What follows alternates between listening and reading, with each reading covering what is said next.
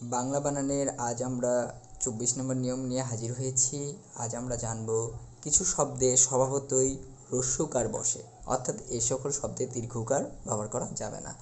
যদিও প্রচলিতভাবে আমরা দীর্ঘকার অনেকে ব্যবহার করে থাকি, কিন্তু আজকের এই ক্লাসের পর আমরা আর দীর্ঘকার বর্জন করব এ সকল শব্দের ক্ষেত্রে। যেরকম প্রথম শব্দটি যদি আমরা লিখি সেটি হলো যেমন বাদুড়।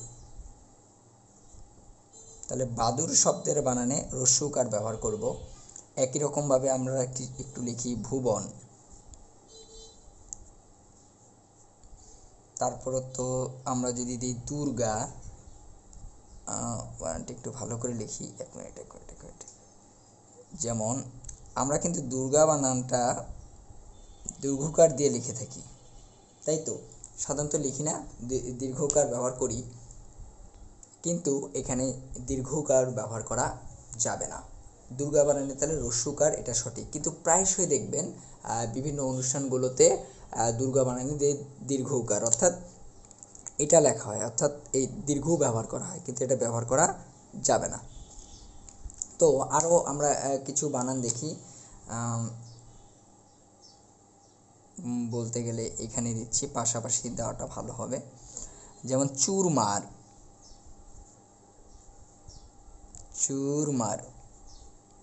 তাহলে চুরমার বানানোও হ্রস্বকার ব্যবহার করতে হবে। এরকম ত্রিভুজ, আমরা কিন্তু অনেকেই ত্রিভুজ বানানে দীর্ঘকার ব্যবহার করি, কিন্তু ব্যবহার করা যাবে না। এরকমভাবে আমরা বলতে পারি অদ্ভুত।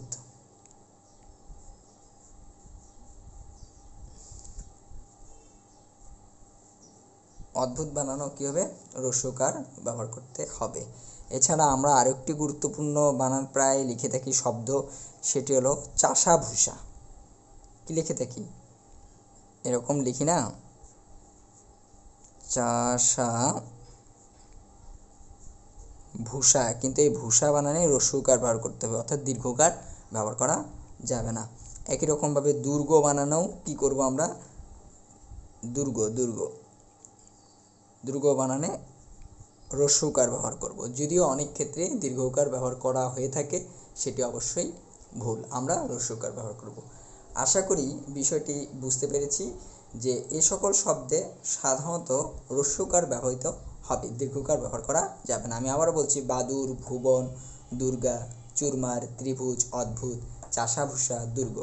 আপনারা কিছুটা মনে রাখার চেষ্টা করবেন। এগুলো কোনো নিয়মের মধ্যে পড়তেছে না আপাতত, যদিও কিছু কিছু ছোটো ছোটো জিনিস আমরা পূর্বের নিয়মগুলোতে দেখে এসেছি। যেমন অদ্ভুত বানানে হ্রস্বকার হবে, এটা আমরা আগেও জেনেছি। ওকে, যেমন ভুবন বানানগুলো সেটা আবার রিপিট হয়েছে, কোনো সমস্যা নেই। আমরা পরে আরেকটি বিষয় দেখি। এবার যেটি দেখব, কিছু শব্দে স্বভাবতই দীর্ঘকার বসে, অর্থাৎ এবার আবার হ্রস্বকার ব্যবহার করব না। এরকম শব্দগুলো আমরা দেখি একটু। ওকে, যেমন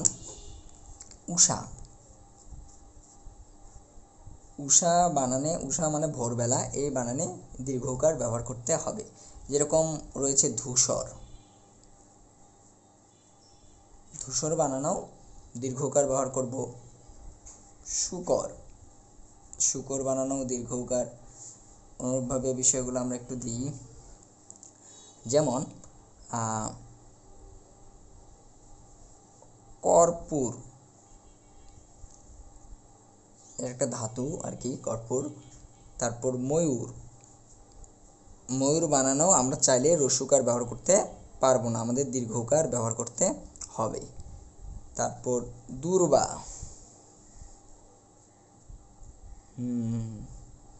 এরকম আরও কিছু শব্দ আমরা দিচ্ছি। সেটা হলো যেমন দূতাবাস বানানোও দীর্ঘকার ব্যবহার করতে হবে। একই রকমভাবে অনসুয়া,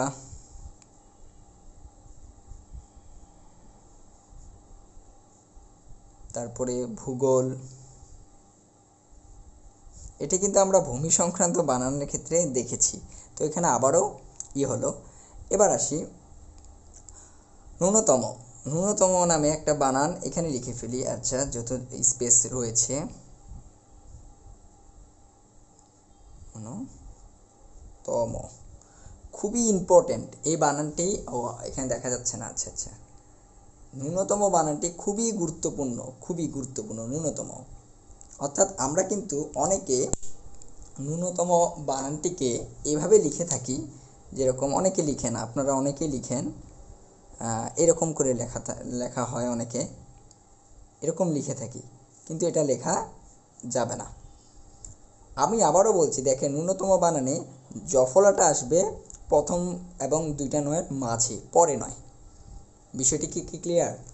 তাহলে আসুন আজকে আমরা যে বিষয়টি জানলাম যে কিছু শব্দে স্বভাবতই হ্রস্বকার ব্যবহার হবে এমন কিছু শব্দ, আবার কিছু শব্দে দীর্ঘকার ব্যবহার করতে হবে, অর্থাৎ হ্রস্বকার এখানে ব্যবহার করা যাবে না। এগুলো আপনারা প্রায় বারবার পড়বেন, বলবেন, চর্চার মাধ্যমে আয়ত্তে নিয়ে আসবেন। এগুলো সাধারণ সচরাচর নিয়মের মধ্যে পড়ে না।